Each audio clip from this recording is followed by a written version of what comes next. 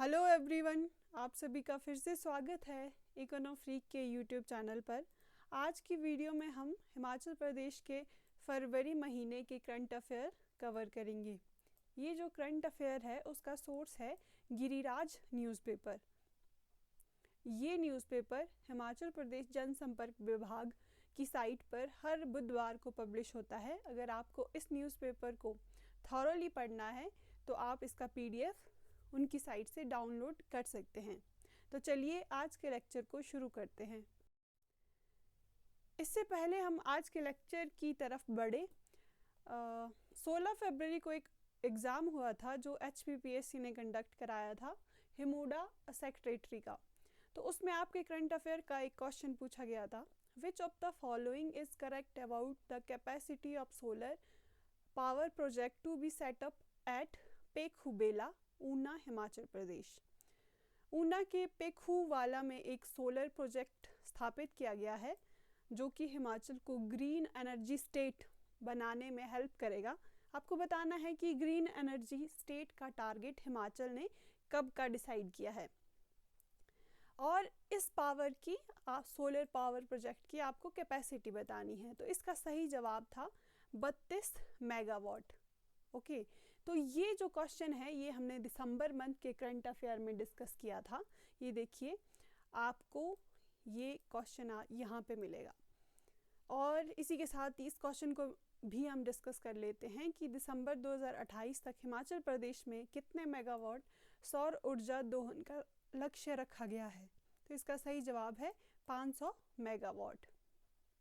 तो आप ये करंट अफेयर की जो वीडियो है उसको ध्यानपूर्वक सुने ताकि आपके इस तरह के क्वेश्चन एग्ज़ाम में छूटे ना। आपके लिए एक प्लेलिस्ट भी बनाई गई है, आप सारी वीडियो यहाँ पे देख सकते हैं चैनल के प्लेलिस्ट के सेक्शन में जाकर। चलिए अब हम आज के लेक्चर शुरू करते हैं। तो आपका पहला प्रश्न है, पैरा एशियन गेम्स के पदक विजेता अजय हिमाचल प्रदेश के किस जिले में रहने वाले हैं। मतलब जो ये अजय हैं जिन्होंने पैरा एशियन गेम्स में रजत पदक जीता था, ये किस जिला के रहने वाले हैं। Option A Shimla, option B Kangra, option C Solan, option D Mandi. तो इसका सही जवाब है ऑप्शन डी। ये अजय जो है ये मंडी जिला के रहने वाले हैं। और जो इनकी स्टोरी है वो बहुत ही इंस्पायरिंग है। ये आर्मी में भर्ती हुए थे और जब उरी में अटैक हुआ था तो इन्होंने अपना एक जो पैर है वो खो दिया था और जिसके कारण जो इनका एक पैर है वो काम नहीं कर पा रहा था। तो इन्होंने जो आर्टिफिशियल लेग है उसकी सहायता से जो पैरा एशियन गेम्स है इसमें रजत पदक जीता है।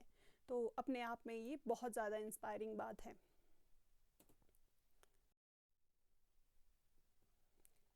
हिमाचल सरकार ने एशियाई खेलों तथा पैरा एशियाई खेलों में उत्कृष्ट प्रदर्शन करने वाले खिलाड़ियों के लिए पुरस्कार राशि में क्या परिवर्तन किया है। जो हमने पिछला क्वेश्चन डिस्कस किया इसी के रेफरेंस में ये क्वेश्चन बनता है। जो जैसे हमारे अजय ठाकुर जी हैं, इनको एक पुरस्कार दिया गया रजत पदक जीतने पे, तो आपको बताना है कि स्वर्ण, रजत और कांस्य पदक जीतने पे सरकार कितना प्राइस देती है। आपका ऑप्शन ए है स्वर्ण पदक, जिसमें पहले राशि थी 50 लाख और उसे 4 करोड़ कर दिया गया है। रजत 30 लाख से 2.5 करोड़, कांस्य 20 लाख से 1.5 करोड़। ऑप्शन बी स्वर्ण 1 करोड़ से 4 करोड़, रजत 50 लाख से 2 करोड़, कांस्य पदक जीतने वाले को 30 लाख से 1 करोड़।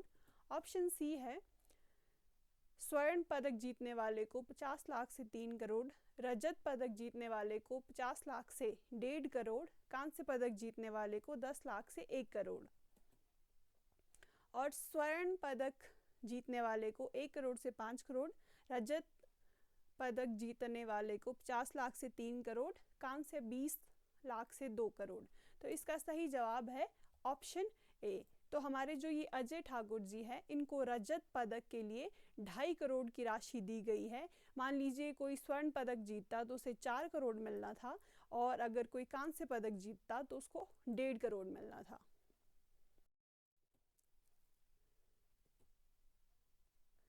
अब जो ये अगला क्वेश्चन है, ये भी खेल से ही संबंधित है। अभी तक हमने डिस्कस किया कि पैरा एशियन गेम्स में जो प्राइस मनी है वो कितनी है। अब आपको बताना है कि जो ओलंपिक्स होते हैं, वो चाहे विंटर हो, चाहे समर हो, या फिर पैरा ओलंपिक हो, उसमें जो हिमाचल प्रदेश प्रोत्साहन के लिए राशि दी जाती है वो आपको बतानी है। आपके ऑप्शन इस प्रकार रहे, तो इसका सही जवाब है ऑप्शन बी।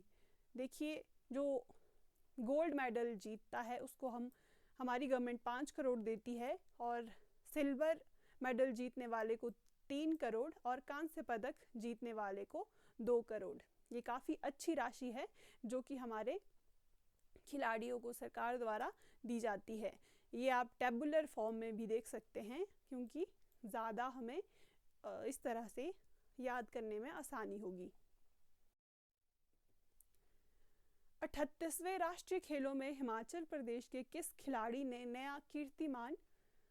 नया राष्ट्रीय कीर्तिमान बनाया और स्वर्ण पदक जीता? आपके ऑप्शन है सावन बरवाल 10,000 मीटर दौड़, अमित कुमार कुश्ती, option C Priyanshu Sharma badminton, option D Reena Thakur judo. तो इसका सही जवाब है सावन बरवाल। इन्होंने जो इंडिया के 38वें नेशनल गेम है इसमें 2 गोल्ड मेडल जीते हैं, और इन्होंने 10,000 मीटर दौड़ और 5,000 मीटर दौड़ में नया कीर्तिमान स्थापित किया है। 5,000 मीटर दौड़ को इन्होंने 13 मिनट 45 सेकंड में पूरा किया है, और साथ ही 10 साल पुराना राष्ट्रीय रिकॉर्ड भी तोड़ा है। और 10 साल पहले राष्ट्रीय खेलों में महाराष्ट्र के धावक लक्ष्मण ने 5,000 मीटर दौड़ को 13 मिनट 58 सेकंड में पूरा किया था। तो देखिए, कुछ ही सेकंड का फ़र्क है, और इन्होंने जो राष्ट्रीय कीर्तिमान है, नेशनल रिकॉर्ड है, वो बना दिया है। तो ये रहे हमारे सावन बरवाल। और आप कमेंट सेक्शन में बताइए कि 38वें नेशनल गेम किस राज्य में संपन्न हुए। आपका अगला प्रश्न है 39वें राष्ट्रीय खेल 2026 की मेजबानी कौन सा राज्य करेगा? Option A Maharashtra, option B Haryana, option C Meghalaya, option D service sports control board. तो इसका सही जवाब है मेघालय। 38वें नेशनल गेम कहाँ होंगे? आपके मेघालय में। अब अगर हम हिमाचल की बात करें कि 30th नेशनल गेम में हिमाचल की परफॉर्मेंस किस तरह रही है, तो उसका ब्यौरा आपके पास ये रहा। तो हमने इस बार उत्तराखंड में ये 38 नेशनल गेम्स हुए हैं, हमने इस बार टोटल 15 मेडल जीते हैं, जिसमें से 4 गोल्ड, 3 सिल्वर और 8 ब्रॉन्ज मेडल है। ये 4 गोल्ड हमने किस किस में जीते? वुमेन कबड्डी, वुमेन नेटबॉल और एथलीट, जो कि हमने इससे पहले डिस्कस किया। सावन बरवाल जो कि मंडी के जोगिंदर नगर जिला के हैं, मंडी के जोगिंदर नगर स्थान के हैं, इन्होंने 2 गोल्ड मेडल जीते हैं। अगर हम बात करें कि पिछले कुछ वर्षों में हिमाचल का खेल में जो परफॉर्मेंस है वो किस तरह का रहा है, देखिए 2015 में हिमाचल ने कुल 3 मेडल जीते थे, और हमारी पोजीशन थी 29वीं। और अगर हम नेशनल गेम्स 2022 की बात करें तो हमने 9 मेडल जीते थे, और हमारी पोजीशन थी 24वीं। और नेशनल गेम 2023 की पिछली साल की बात करें तो हमने 11 मेडल जीते थे, और हमारी पोजीशन थी 24वीं। तो इस बार हमारी जो पोजीशन है वो 22वीं है, क्योंकि हमने 15 मेडल जीते हैं।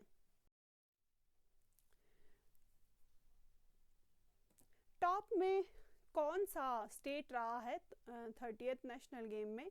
तो टॉप जो किया है वो किया है SSCB, service sports control board, जिसने टोटल 121 मेडल जीते हैं, जिसमें से 68 गोल्ड, 26 सिल्वर, और 27 ब्रॉन्ज है।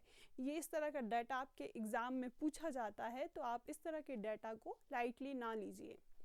महाराष्ट्र, इसने 201 टोटल मेडल जीते हैं। देखिए जो SSCB है, इसने टोटल 121 मेडल जीते, लेकिन महाराष्ट्र ने ज़्यादा जीते।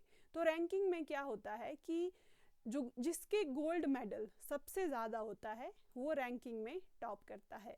तो सर्विस स्पोर्ट्स कंट्रोल बोर्ड के 68 गोल्ड मेडल है, इसीलिए वो पहले स्थान पे है।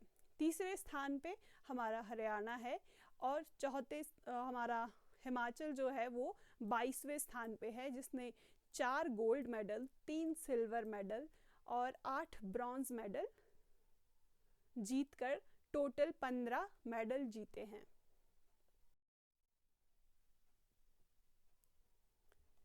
अब आपकी जो खेल का करंट अफेयर है वो समाप्त होता है। अब हिमाचल प्रदेश में जो वेरियस योजनाएं चली हैं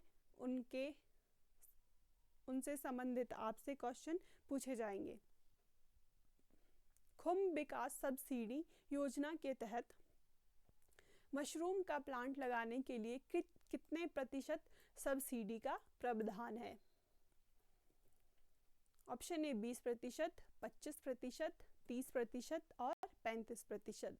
तो इसका सही जवाब है 30%। हिमाचल प्रदेश में दूध उत्पादन बढ़ाने के लिए किस योजना की शुरुआत की गई है? हिमगंगा योजना, राजीव गांधी स्टार्टअप योजना, जाइका योजना, मंडी मध्यस्थता योजना। तो इसका सही जवाब है ऑप्शन ए हिमगंगा योजना, जिसमें जो दूध का समर्थन मूल्य सरकार द्वारा निर्धारित किया गया। हिमाचल प्रदेश में दूध के न्यूनतम समर्थन मूल्य क्या है? तो ये आपके वेरियस ऑप्शन हैं।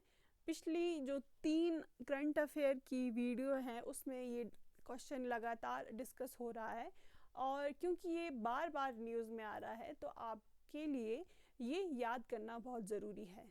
तो जो गाय के दूध का MSP है वो है 45 रुपये प्रति लीटर, भैंस के दूध का है 55 रुपये प्रति लीटर और बकरी के दूध का है 70 रुपये प्रति लीटर।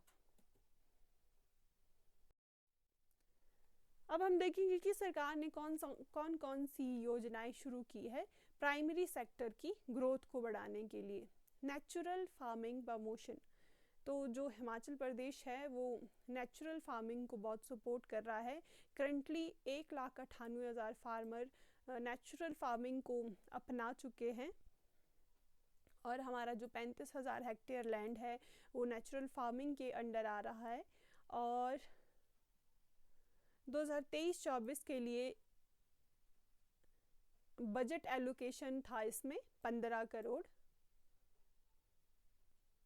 नेचुरल फार्मिंग की हमारे को बेनिफिट क्या मिलते हैं? तो इससे एग्रीकल्चर कॉस्ट रिड्यूस होती है 36% और प्रोडक्ट प्राइस इंक्रीज होती है 8%, क्योंकि सभी प्रेफर करेंगे जो इंसेक्टिसाइड्स, पेस्टिसाइड्स, जो नेचुरल तरीके से उगा हुआ अनाज है उसको खरीदना। अब फाइनेंशियल सपोर्ट गवर्नमेंट किन योजना के तहत दे रही है? एक योजना है Rajiv Gandhi natural farming startup scheme. इसके अंडर 680 करोड़ की राजीव गांधी स्टार्टअप योजना to boost employment farmer income, और हिमगंगा योजना, और इसका जो बजट एलोकेशन है वो 500 करोड़ था। और एक शिवा परियोजना हिमाचल प्रदेश में चली है जिसका बजट है 1292 करोड़। और MSP हमने जैसे कि पिछली वीडियो में भी डिस्कस किया, MSP वीट के लिए है 40 रुपये पर केजी, मेज़ के लिए 30 रुपये पर केजी, और हिमाचल पहला स्टेट बना है जिसने दूध के लिए MSP निर्धारित किया है। और natural farming product are prioritize for procurement with up to 20 quintal of grain purchase per family, कि हर एक फैमिली से जो नेचुरल फार्मिंग कर रहा है उससे 20 क्विंटल अनाज खरीदा जाएगा। डेयरी डेवलपमेंट के लिए 50,000 litre per day milk processing plant setup किया गया है दत्तनगर में, जिससे कि 20,000 डेयरी फार्मर को फ़ायदा मिलेगा। और इसके अलावा भी कांगड़ा, कुल्लू और नाहन में डेयरी प्रोसेसिंग प्लांट स्थापित किए गए हैं। और जो कैटल को खरीदने के लिए सरकार 50% सब्सिडी दे रही है। हॉर्टिकल्चर एंड क्रॉप डाइवर्सिफिकेशन के लिए mango, Apple and citrus fruit का जो MSP है वो 12 रुपये प्रति केजी है। Subsidy up to 70% for fencing, 50% for seed, grain, pulses and oil seeds are being provided. State spent 96.15 crores on awareness and capacity building program under जायका योजना, जिससे कि 50,000 फार्मर को फायदा होगा। हिमाचल प्रदेश में देश का पहला ग्रीन हाइड्रोजन प्लांट कहाँ स्थापित किया जा रहा है? ऑप्शन है शिमला, कुल्लू, मनाली, नालागढ़। तो इसका सही जवाब है नालागढ़। तो ये सोलन के नालागढ़ में हिमाचल प्रदेश में देश का पहला ग्रीन हाइड्रोजन प्लांट स्थापित किया जा रहा है। मुख्यमंत्री सुखाश्रय योजना कितने अनाथ बच्चों का भविष्य संवार रही है? आपके ऑप्शन है 5,000, 6,000, 7,000, 8,000। तो इसका सही जवाब है 6,000। हिमाचल प्रदेश में साहित्य के क्षेत्र में वर्ष 2015 में प्रेरणा स्रोत पुरस्कार किसे प्रदान किया गया है? आपके ऑप्शन है doctor Nalini Bibha Nazli, doctor Om Nandan Sharma, professor Shashidhar Sharma, doctor Mohan Lal Verma. तो इसका सही जवाब है option A, doctor Nalini Bibha Nazli. ग्रामीण महिलाओं को आर्थिक रूप से सशक्त बनाने के लिए किस ई-कॉमर्स साइट को लॉन्च किया गया है? गवर्नमेंट ने क्या किया है कि एक साइट बनाई है जिससे कि आप जो हिमाचल प्रदेश के जैसे NGO हो गए, कुछ सोसाइटी होगी जो प्रोडक्ट्स बनाती है, हैंडमेड प्रोडक्ट, उनको आप डायरेक्टली उस वेबसाइट से खरीद सकते हैं। तो उस साइट का आपको नाम बताना है। आपके ऑप्शन है हिमाजॉन, हिमकार्ट, हिमईरा, हिमत्रा। तो इसका सही ऑप्शन है ऑप्शन सी, हिमईरा।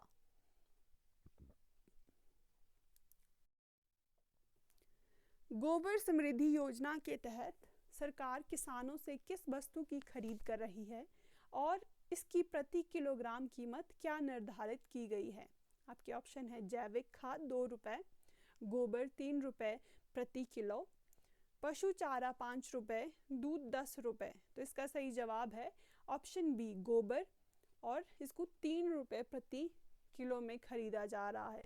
क्योंकि ये जब कांग्रेस का मैनिफेस्टो लॉन्च हुआ था तो उस समय उन्होंने एक गारंटी भी दी थी, जिसकी दिशा में ये कदम उठाया गया है। डॉक्टर YS परमार विद्यार्थी ऋण योजना के तहत छात्रों को अधिकतम कितना शिक्षा ऋण प्रदान किया जा रहा है और इसकी ब्याज दर कितनी है? आपके ऑप्शन है 10 लाख रुपए 0.5% ब्याज दर, 15 लाख रुपए 2% ब्याज दर, 20 लाख रुपए 1% ब्याज दर, 25 लाख रुपए 5% ब्याज दर। तो इसका सही जवाब है ऑप्शन सी। इस योजना के तहत आपको 20 लाख रुपए 1% रेट ऑफ इंटरेस्ट पे दिया जा रहा है। सेब की HRMN 99 किस्म को विकसित करने का श्रेय किसे जाता है या इस किस्म को किसने विकसित किया? आपके ऑप्शन है डॉक्टर YS परमार, हरिमन शर्मा, शांति स्वरूप भटनागर, राजेंद्र प्रसाद। तो इसका सही जवाब है ऑप्शन बी, हरिमन शर्मा। इनको एप्पल मैन के रूप में भी रिकॉग्नाइज किया गया है और इन्होंने जो बिलासपुर डिस्ट्रिक्ट है उसमें सेब का बगीचा तैयार किया है और जो वो अर्ली वैरायटी है उसको काफ़ी सराहा गया है, लोगों के द्वारा पसंद किया जा रहा है। क्योंकि जो सेब है वो क्लाइमेट चेंज होने की वजह से उसका प्रोडक्शन कम होता जा रहा है, लेकिन इस चैलेंज से निपटने के लिए हरिमन शर्मा ने ये एक नई वैरायटी बनाई है। इवन जो हिंदू न्यूज़पेपर है उसमें भी इस न्यूज़ को कवर किया था। तो ये क्वेश्चन आपके लिए काफ़ी इम्पोर्टेंट है। शन व शाबू किस जिले के लोकप्रिय नृत्य है? किन्नौर, लाहौल स्पीति, चंबा, कुल्लू। तो आपका सही ऑप्शन है लाहौल स्पीति। हिमाचल के किस नगर को छोटा लहासा के नाम से जाना जाता है? शिमला, मंडी, धर्मशाला, सोलन। तो इसका सही ऑप्शन है धर्मशाला, जिसे हम छोटा लहासा के नाम से जानते हैं। हिमाचल प्रदेश सरकार ने 135 पुलिस थानों को कितनी श्रेणियों में विभाजित किया है? आपके ऑप्शन है 4, 5, 6, 7। तो इसका सही जवाब है हिमाचल प्रदेश सरकार ने 135 पुलिस थानों को 6 श्रेणियों में विभाजित किया है। तो ये आप उसका कैटेगरी रही। तो 6 कैटेगरी कौन सी है? A+A, B, C, D, E।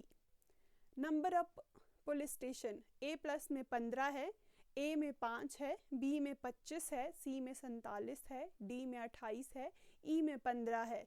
और A+ में क्राइटेरिया रखा गया है जिसमें more than 250 cases per year आते हैं, और इसमें जो पुलिस पर्सनल होंगे वो 70 होंगे, A में 65 होंगे, B में 48 होंगे, C में 37 होंगे, D में 25 होंगे और E में 19 होंगे। जो पीछे आपको टेबल दिया गया है उसी से ये क्वेश्चन बन रहा है। हिमाचल प्रदेश की किस श्रेणी के पुलिस थानों में प्रतिवर्ष 250 से अधिक मामले दर्ज किए जाते हैं? तो आपके ऑप्शन है A श्रेणी, A+ श्रेणी, B श्रेणी और C श्रेणी। तो इसका सही जवाब है A+ श्रेणी। हिमाचल प्रदेश में E श्रेणी के पुलिस थानों में कितने पुलिसकर्मी तैनात किए जाते हैं? तो आपके ऑप्शन है 25, 19, 37, 48। सही जवाब है ऑप्शन B। तो इस तरह से भी आपसे क्वेश्चन पूछा जाता है जो आपको टेबल पीछे दिया गया है। कुल्लू जिले में ग्लेशियर झील बासुकी की ऊंचाई कितनी है? आपके ऑप्शन है 4500 मीटर, 4710 मीटर, 4200 मीटर, 5000 मीटर। तो इसका सही जवाब है 4500 मीटर। किन्नौर जिले में ग्लेशियर झील सांगला की ऊंचाई कितनी है? आपका ऑप्शन 4500, 4600, 4710, 4800 और सही जवाब है 4710। ये जो दो झील है इस पे CDAC एक इंस्टीट्यूशन है जिसने इन झीलों पे स्टडी की है और बताया है कि जो क्लाइमेट चेंज है इनके लिए ये झीलें काफ़ी सेंसिटिव है, इनका एरिया बढ़ रहा है किसके कारण? ग्लेशियर पिघलने के कारण। और इस दिशा में जो गवर्नमेंट को काम करने की ज़रूरत। हिमाचल प्रदेश में वल्क ड्रग पार्क कहाँ बनाया जा रहा है? शिमला, कांगड़ा, सोलन, मंडी। तो इसका सही जवाब है सोलन के नालागढ़ में इसको बनाया जा रहा है।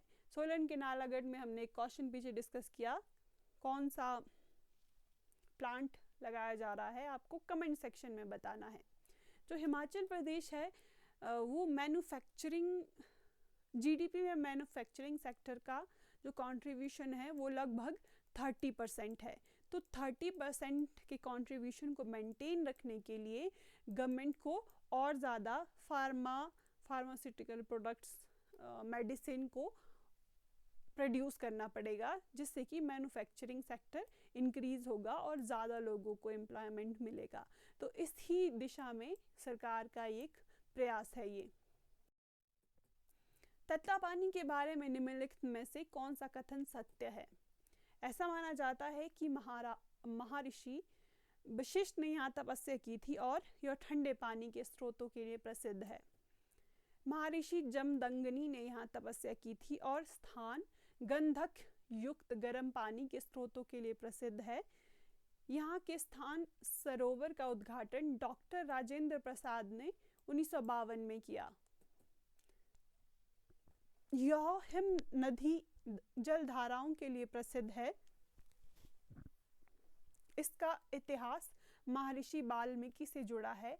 यहाँ के स्नान सरोवर का उद्घाटन 1960 में पंडित जवाहरलाल नेहरू ने किया।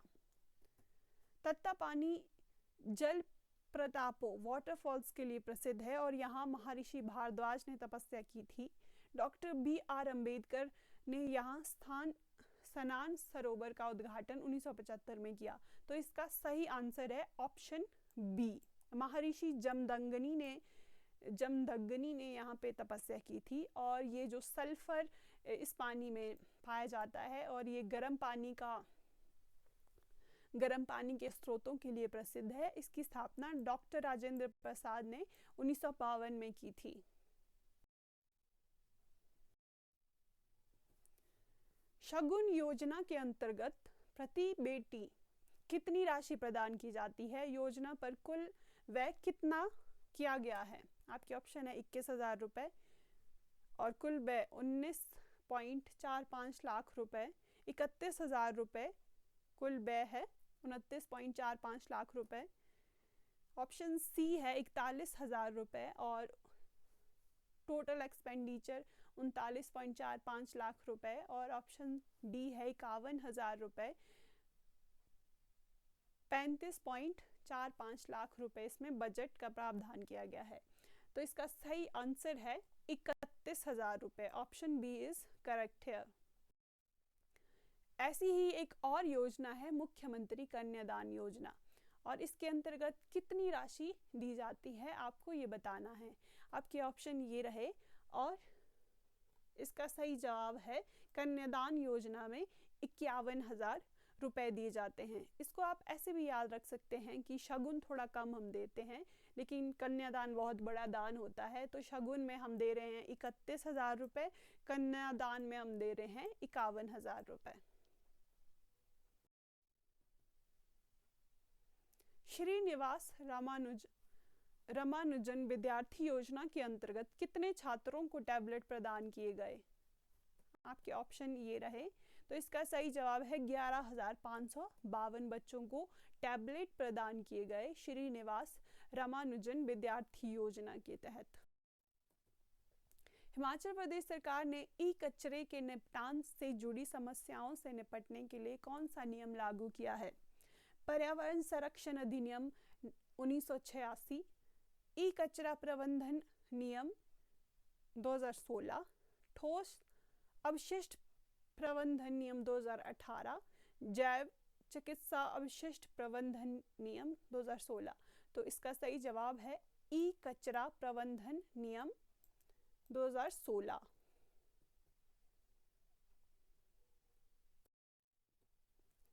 वार्षिक शिक्षा स्थिति रिपोर्ट 2024 किस संगठन द्वारा जारी की गई है? आपके ऑप्शन है यूनेस्को, नीति आयोग, प्रथम एजुकेशन फाउंडेशन, शिक्षा मंत्रालय। तो इसका सही जवाब है ऑप्शन सी, प्रथम एजुकेशन। ये एक एनजीओ है जो हमारा स्कूल एजुकेशन है उस पर डाटा कलेक्ट करता है, उसमें क्वालिटी ऑफ एजुकेशन को मेजर करता है। विश्व रेडियो दिवस किस वर्ष पहली बार मनाया गया या किस तारीख को मनाया जाता है और 2025 की थीम क्या है? ऑप्शन है 2010 12 फरवरी रेडियो और शिक्षा, ऑप्शन बी 2012 13 फरवरी रेडियो और जलवायु परिवर्तन, 2011 14 फरवरी डिजिटल युग में रेडियो, 2013 15 फरवरी सामुदायिक रेडियो और समाज। तो इसका सही आंसर है ऑप्शन बी। 2012 से हमने शुरू किया विश्व रेडियो दिवस मनाना, ये 13 फरवरी को मनाया जाता है और 2025 का थीम है जलवायु परिवर्तन, रेडियो और जलवायु परिवर्तन। देखिए क्लाइमेट चेंज पे गवर्नमेंट काफ़ी फोकस कर रही है, इंटरनेशनल लेवल पे इस पे बहुत बातें की जा रही हैं, तो आप इस तरह से इसको याद रख सकते हैं। भारत में कम्युनिटी रेडियो ऑफ इंडिया की स्थापना किस वर्ष हुई थी? बाद में इसका नाम क्या रखा गया और 1957 में कौन सी नई सेवा शुरू की गई?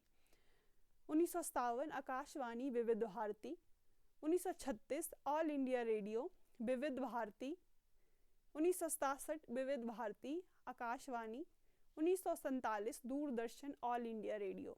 देखिए जो कम्युनिटी रेडियो ऑफ इंडिया है, इसकी स्थापना 1936 में हुई है और इसका बाद में नाम रखा गया ऑल इंडिया रेडियो। और जो 1957 में एक नई योजना शुरू की गई या नई सेवा रेडियो के द्वारा शुरू की गई, वो थी विविध भारती। विविध भारती की स्थापना कब हुई, इसने कब व्यावसायिक रेडियो प्रसारण शुरू किया और आज़ादी के समय भारत में कितने रेडियो स्टेशन थे? ऑप्शन है 1957, 1967 6, ऑप्शन बी 1967, 1970 10, 1947, 1957 12, 1957, 1967 15। तो इसका सही जवाब है 1957। तो विविध भारती की स्थापना हुई है 1957 में और इसने व्यावसायिक रेडियो प्रसारण शुरू किया 1967 में और आज़ादी के समय 6 हमारे पास रेडियो स्टेशन थे। भारत का पहला साहित्यिक शहर, सिटी ऑफ लिटरेचर, जिसे यूनेस्को द्वारा आधिकारिक रूप से मान्यता दी गई है, वह कौन सा है? Option A Mumbai, option B Kolkata, option C Kozhikode, option D Chennai. तो इसका सही जवाब है कोझिकोड। ये केरल के उत्तर भाग में स्थित है और जो हमारे वास्को डी गामा भारत आए थे 1498 में, ये इसी स्थान पे उतरे थे। भारत के 26वें मुख्य चुनाव आयुक्त, चीफ इलेक्शन कमिश्नर किसे बनाया गया है? सुनील चंद्रा, राजीव कुमार, ज्ञानेश कुमार, अचल कुमार ज्योति। तो इसका सही जवाब है ऑप्शन सी ज्ञानेश कुमार।